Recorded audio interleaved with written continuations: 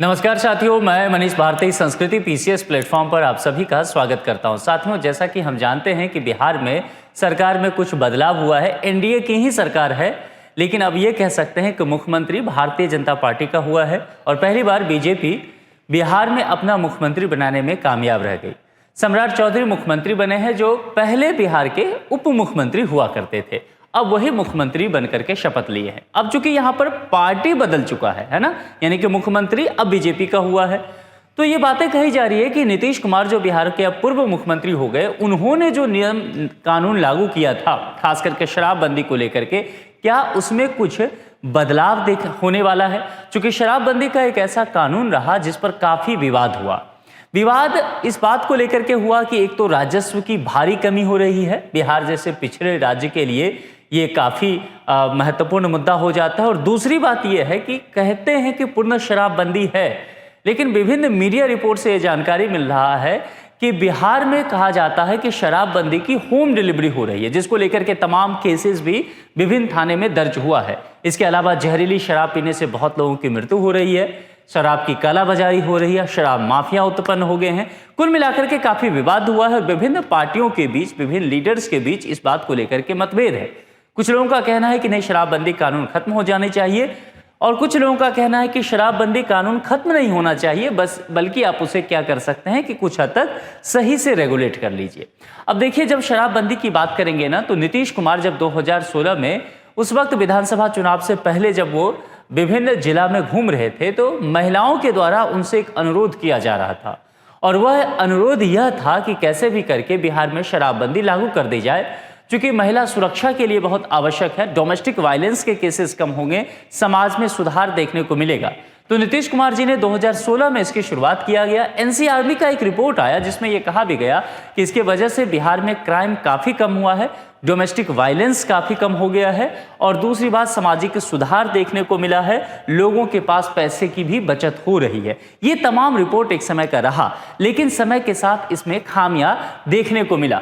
वर्तमान स्थिति निश्चित तौर पर जान रहे हैं कि नई हलचल है, नए सीएम आ चुके हैं, तो इसके आधार पर मीडिया रिपोर्ट जैसे कि इंडिया टुडे के अनुसार ये कहा जा रहा है कि शराबबंदी पर क्या पुनर्विचार किया जा सकता है। चूंकि भारतीय जनता पार्टी के ही बहुत सारे विधायक हैं, उनके द्वारा आपने देखा होगा कि हाल में इस बात को लेकर के मांग किया गया। विधानसभा में ये मुद्दा जो है उठा था, सरकार के अंदर और बाहर दोनों जगह पर इस बात को लेकर के बहस चल रही है। अब निश्चित तौर पर यह बात समझने की है कि शराबबंदी एक बढ़िया कानून तो है कि लोग शराब ना पिए, लेकिन आखिर इसको हटाने की बात क्यों की जा रही है, बहस इस बात को लेकर के क्यों है, जरा इस पर बात करते हैं। सबसे पहला बात है राजस्व।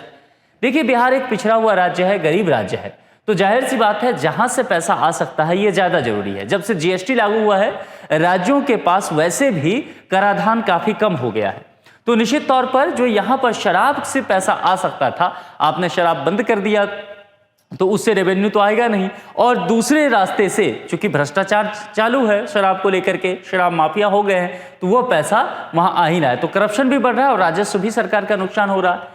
कुछ रिपोर्ट्स यहां पर कहते हैं कि 5,000 से 10,000 करोड़ तक का नुकसान हो रहा है, और कुछ रिपोर्ट का तो यहां तक कहना है कि कई बार कई साल ये बढ़ करके 20,000 करोड़ तक का नुकसान, राजस्व का नुकसान हुआ है बिहार सरकार का। आप समझ सकते हैं कि किस लेवल तक गया है मामला।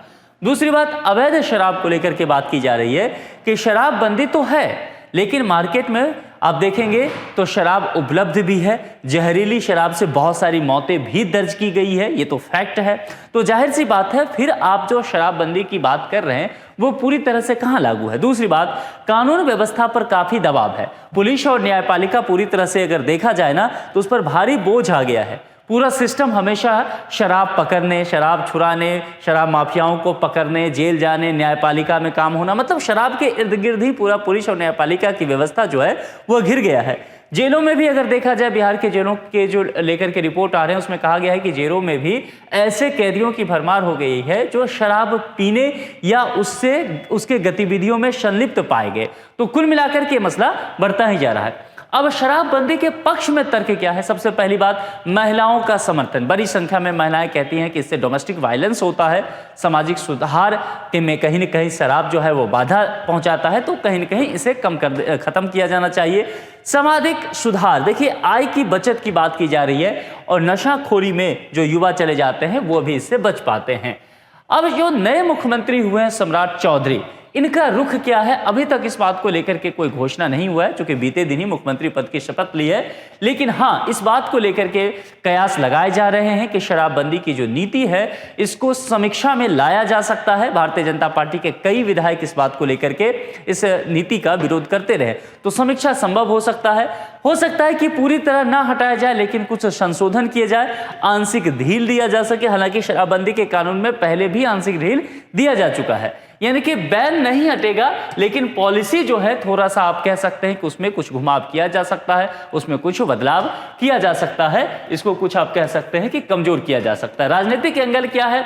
अब देखिए, बीजेपी और जदयू दोनों ही तो एनडीए के ही हैं, ठीक है, एनडीए गठबंधन के। लेकिन शराबबंदी पर हमेशा ही दोनों पार्टियों का देखा गया है गाहे बगाहे रणनीतिक दृष्टिकोण से देखा जाए तो विचार अलग अलग रहे हैं। ये बात विधानसभा में भी देखने को मिला है। अब नीतीश कुमार की पहचान जो देश स्तर पर की जाती है वो शराबबंदी को लागू करने वाले नेता के तौर पे, तो जदयू चाहेगी कि ये यहाँ पर बंद रहे, और बीजेपी कह रही है कि इससे राजस्व का नुकसान हो रहा है तो इसको बंद हटा लिया जाए। बीजेपी के कुछ नेता इसे आर्थिक रूप से गलत बताते हैं, वही जो मैंने कहा कि हजारों करोड़ रुपए का नुकसान हो रहा है बिहार का, वो कहीं ना कहीं बातें की जा रही है। लेकिन चुनाव भी तो एक मसला है। अगर शराबबंदी हटती है, नीतीश कुमार गए हैं, है ना, नीतीश कुमार का महिला वोट बैंक एक बहुत बड़ा आधार रहा है, तो नीतीश कुमार चले गए, शराबबंदी भी हटता है तो एनडीए के तरफ से महिलाओं का वोट बैंक जो है वो प्रभावित हो सकता है। अगर जारी रहता है तो राजस्व और कानून व्यवस्था दोनों के लिए समस्या है। इसीलिए कहा जा रहा है कि संभव है इसमें कुछ संशोधन ही किए जाए। अब देखिए, कुछ यहां पर विकल्प है। विकल्प एक क्या है कि इसे पूरी तरह से हटा दिया जाए, जिसकी संभावना फिलहाल तो बहुत कम नजर आ रही है, जो कि राजनीतिक मुद्दा है। ऑप्शन क्या है दूसरा?